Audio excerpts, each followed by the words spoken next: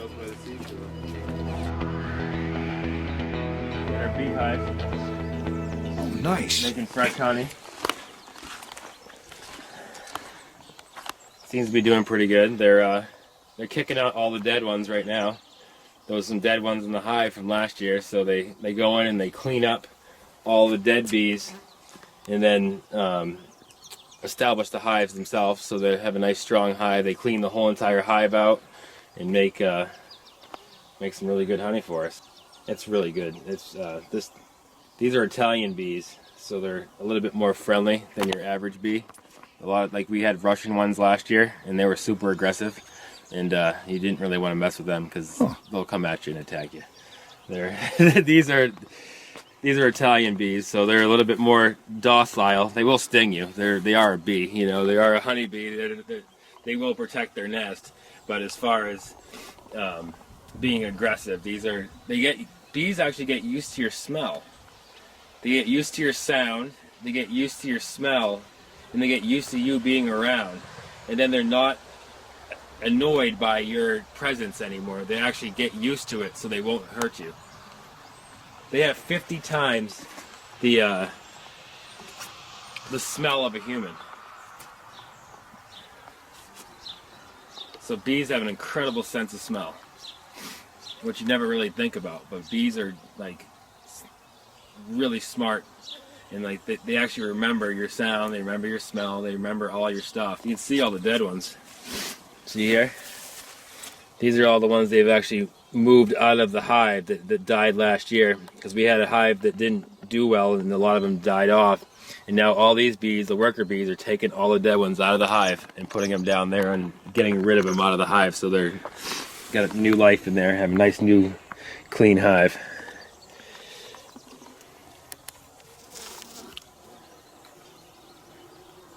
But you see how calm they are. You know, like, normally you don't stand this close to a beehive. They're used to me, they're used to kind of me being around, so they're not very aggressive, but they're definitely, it's not worth poking them. You wouldn't want to tap the top of that. You'd be in a world of pain. They'd come at you. I leave a little water thing in when they have no water. I leave a hose on drip all the time. So they have a nice little rock area, and I put water in it so that way they can always have water to feed off of. If they don't have any fresh water, it's dry, it's hot out. So I like to make a nice little thing of water for them to come and collect their water and stuff. They don't need a lot, but just... And they pollinate. Oh yeah, that's why we have them. For all these plants running along here, they all need the bees. Bees are important. They're what makes our plants grow. Backside.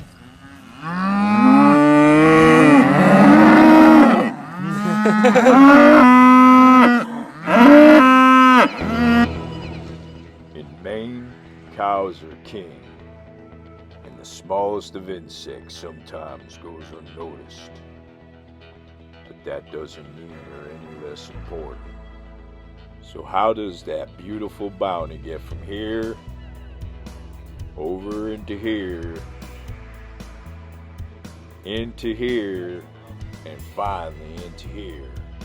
Stick around, 'cause Jay's gonna tell you just how it's done. They're working. I just put another thing on. They call it a super. You see that top right there? They have a thin piece of plastic that's in between them.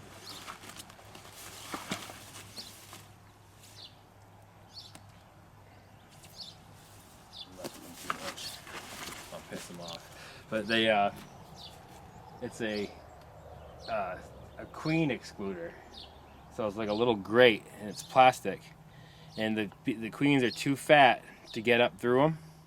So they actually take and they put this piece of plastic in between with these little tiny grate type holes in it, so that the queens can't get up in there and create queen cells. Queen cells aren't good. It means we'll start creating more queens, and you only want one queen in your hive.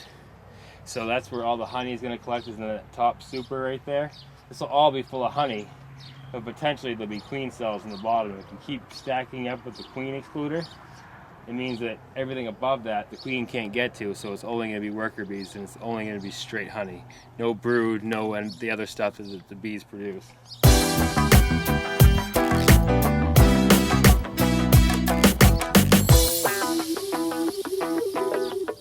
So yeah, they're doing their job. Hope they go out and pollinate my cucumbers a little better, but that's why we have them here. They're doing something. They're working. Get right down in the hive. You can actually hear them. Yeah, and there's all the dead ones down below.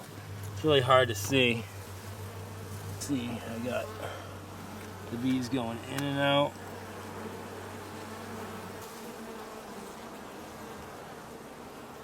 And they don't even bother me.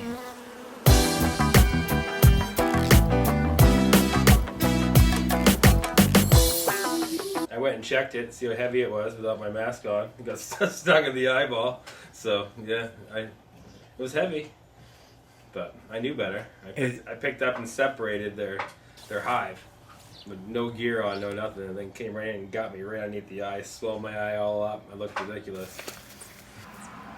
When they came and shook your house, you went inside your nickel. Yeah. That's right. I'm lucky I was brave because I can go up to them all the time. Like you see before, I can walk right up to the hive and they don't sting me. So I'm like, and I went and I actually cracked open their hive, and that was a real bad idea. I knew better, honestly. I knew better. They got me pretty good. Called education. Yeah, it is. Smart enough. I won't ever do it again.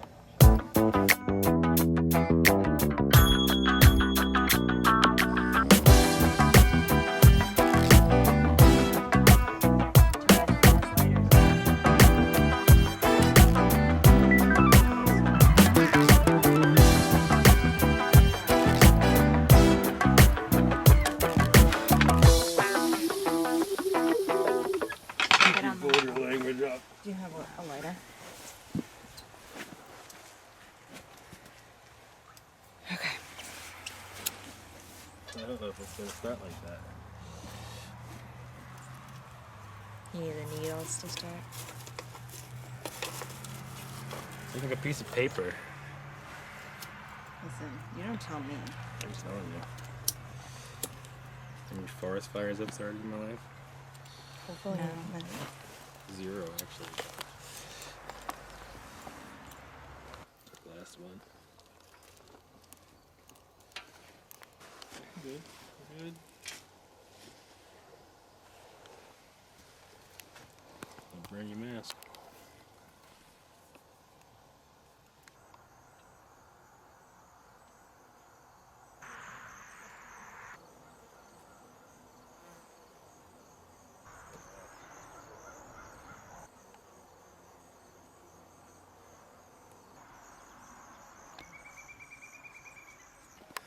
You feel good about it? I do. All right, you guys want to get on it while you got smoke? All right, grab your light. Where'd you put my You gloves guys got gloves?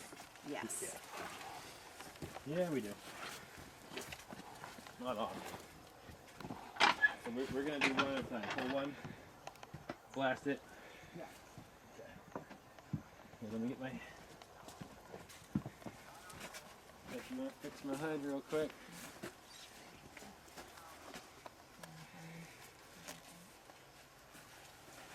Let's go. Yeah, that thing is... After a lot of trial and error. So what, do I start at the bottom, Jay? Yep. With the smoke? Yep. Now we'll get them to go in, hopefully, and calm them down. And then what we're going to do is take this cover off. There's going to be a hole here, and you want to blow the smoke down through that hole. Now look at all those bees.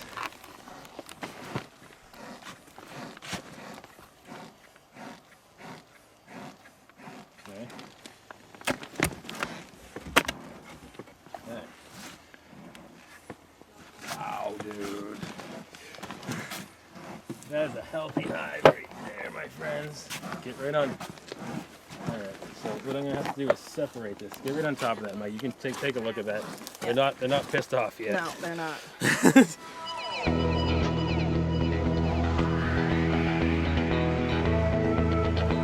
Look at all those bees, Heather. They're beautiful. That's amazing. It really is. The smoke makes them sleepy. But the weather also is pretty gray and Okay, so what I gotta do is I gotta separate this one. I'm gonna drag it over there, and then I'm gonna get the leaf blower. I think we should take them all off and put the oh, where's the mite stuff? I think it's honey, over by the It's next to the greenhouse on Heather's table where she does her flowers. yeah. Run back, run!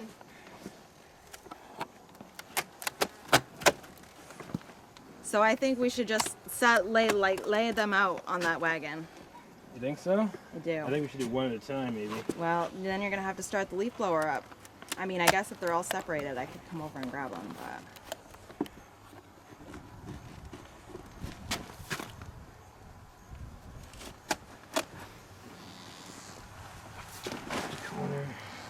Oh, we probably should have got you some gloves, huh? That's all right.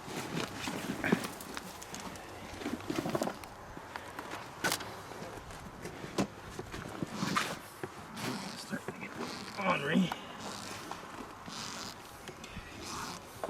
Separate that one.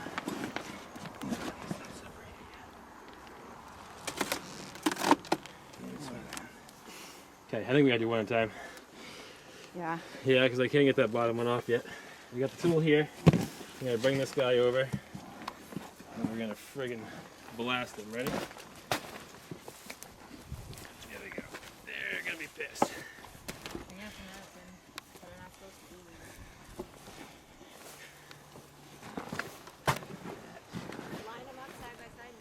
That's what I said. Because we can't. I Because you can't get the third one off. We'll do two for now, and then we'll. This is one.